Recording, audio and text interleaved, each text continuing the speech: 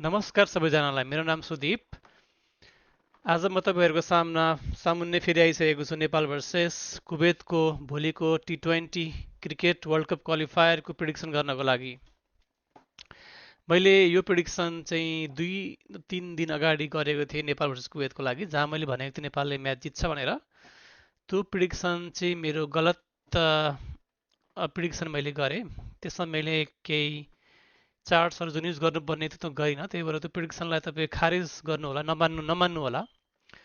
र चाहिँ मैले चाहिँ अहिले तपाईँहरूको अगाडि जुन देखिराख्नु भएको छ यो चाहिँ हाम्रो चाहिँ नयाँ सफ्टवेयर, मैले पेड सफ्टवेयरबाट चाहिँ यो लग्नको चार्ट निकालेर चाहिँ यो चाहिँ राइट चार्ट हो। तपाईँहरूको अगाडि जुन भइरहेको चार्ट देख्नुभएको चार्ट छ त्यो राइट चार्ट हो र यो चार्ट अनुसार चाहिँ मैले फेरि प्रिडिक्सन गरेको छु भोलि नेपाल भर्सेस कुवेतको म्याचको लागि।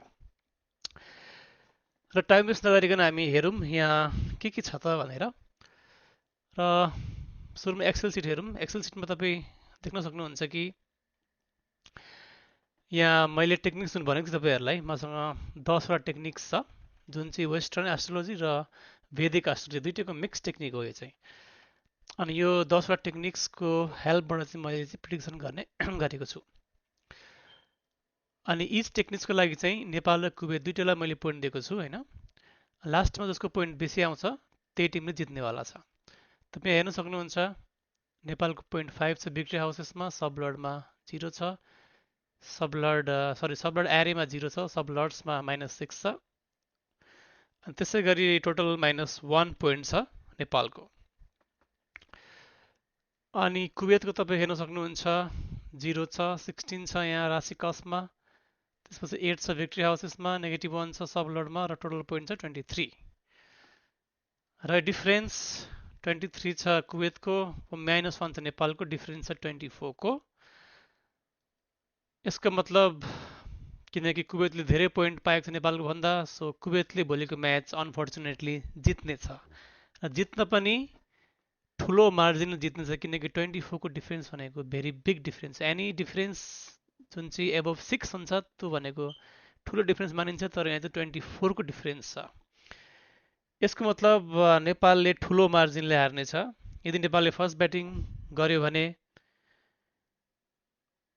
ओमानले चाहिँ हामी नेपालले फर्स्ट ब्याटिङ गरेर रन हान्यो भने ओमानले त्यो रन चाहिँ विदिन 13 to 14 ओभर चेज गर्नेछ।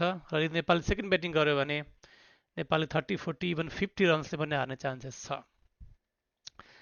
आई नो यो धेरै दुःखद खबर हो हाम्रो लागि, किनकि नेपालको यो वर्ल्ड कप क्वालिफायर म्याच भनेको धेरै इम्पोर्टेन्ट क्वालिफाइङ म्याच हो र यसमा यदि यो म्याच हारेको खण्डमा चाहिँ नेपालले चाहिँ अरू समीकरणको मद्दतले चाहिँ सुपर 6मा पुग्नुपर्ने छ।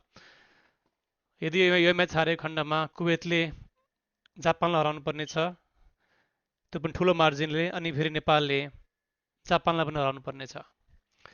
त्यसै गरी यदि यो म्याच ठुलो मार्जिनले हार्ने भने नेपाललाई चाहिँ ठुलो सङ्कट आउनेछ। मेरो प्रिडिक्सन मिल्दै आएको छ मोस्टली स्पोर्ट्स इभेन्टहरूमा।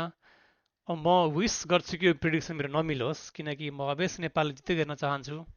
नेपाल चाहिँ सुपर 6मा गएको हेर्न चाहन्छु र नेपालले चाहिँ वर्ल्ड कप क्वालिफायर खेलेको हेर्न चाहन्छु, वर्ल्ड कप 2026 इन्डियामा खेलेको हेर्न चाहन्छु।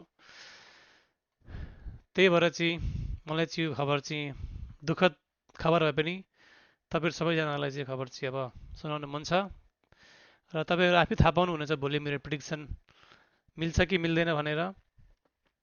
तपाईँ चार्टमा हेर्न सक्नुहुन्छ। सो द मेन रिजन चाहिँ के हो भने, अब हल्का चार्ट तपाईँलाई बुझाइदिइहालौँ। यो एसेन्डेन्ट लग्न भनेको फेभरेट नेपालको हाउस 1 अनि हाउस 3, हाउस 6, हाउस 10, 11 नेपालको। यहाँ राम्रो ग्रह नक्षत्र नेपालको भयो भने नेपालले जित्नेछ, तर ग्रह नक्षत्र राम्रो छैन यहाँ हाउस नेपालको। त्यसै गरी ओमानको यो 7, 9, 12, 4 र 5, यहाँ यो सबै यो उसको भिक्ट्री हाउसेसमा चाहिँ ओमानको चाहिँ राम्रो ग्रह नक्षत्रहरू छ। मेनली दुईटा ग्रह उसको राम्रो छ। एउटा भनेको मङ्गल जुन मार्स चाहिँ 1625 डिग्रीमा छ, र 7th कस जुन चाहिँ 1547 हो त्यसको एकदम नजिकै छ, 2°30' नजिकै छ मार्स। सो यसले चाहिँ मार्स धेरै स्ट्रङ बनाउँछ कुवेतको लागि, र कुवेतले चाहिँ नेपाललाई चाहिँ एकदमै इजिली जित्नेछ। त्यहाँमाथि अझ स्याटर्न शनि ग्रह जुन 12th हाउसमा छ, यहाँ ओमानको लागि जसले बेनिफिट गरिरहेछ, त्यो पनि सरी स्याटर्न होइन, नेप्च्युनको 6°8' छ, र 12th हाउसमा 7°30', सरी 7°1' पाइसेसमा चाहिँ यो 12th हाउसको कस र नेप्च्युनको डिग्री चाहिँ विदिन 2°30' छ। त्यसको मतलब नेप्च्युन अनि रेट्रोग्रेड पनि भएको छ, त्यसको मतलब चाहिँ के हो भने अझै बेनिफिट गर्नेछ ओमानलाई, सरी कुवेतलाई। त्यही भएर यो नेप्च्युन र मार्स दुइटै मिलेर चाहिँ भोलि ओमानलाई चाहिँ एकदम ठुलो जित दिनेवाला छ गाइस, र यो हाम्रो लागि बिग बिग बिग अपसेट हुनेवाला छ। र यो चाहिँ अब दुःखद खबर हो, त्यो पनि मैले तपाईँलाई सुन्नु परि नै हाल्यो। यति नै हो मेरो प्रिडिक्सन भोलिको लागि। यो तपाईँहरूलाई चाहिँ अब नेपाल भर्सेस जापान जुन अक्टोबर 10th हुन गइरहेको छ, त्यसको प्रिडिक्सन मलाई गर भन्नुहुन्छ भने म यसो नै चार्ट तपाईँलाई देखाएर, पोइन्ट्स देखाएर, यो एक्सेल सिटको पोइन्ट्स देखाएर प्रिडिक्सन गर्न सक्छु, तपाईँलाई गर्न देखाउँछु। तपाईँहरू कुवेत र जापानको म्याच जुन चाहिँ पर्सि छ, जुन चाहिँ इम्पोर्टेन्ट म्याच हुनेवाला छ, यदि नेपालले म्याच हार्यो भने त्यसको प्रिडिक्सन गर भन्नुहुन्छ भने मलाई कमेन्ट्समा लेख्नुहोस्, लाइक्स गर्नुहोस् र सब्सक्राइब पनि गर्नुहोस्। यति भन्दैमा म बिदा चाहन्छु। नमस्कार, धन्यवाद।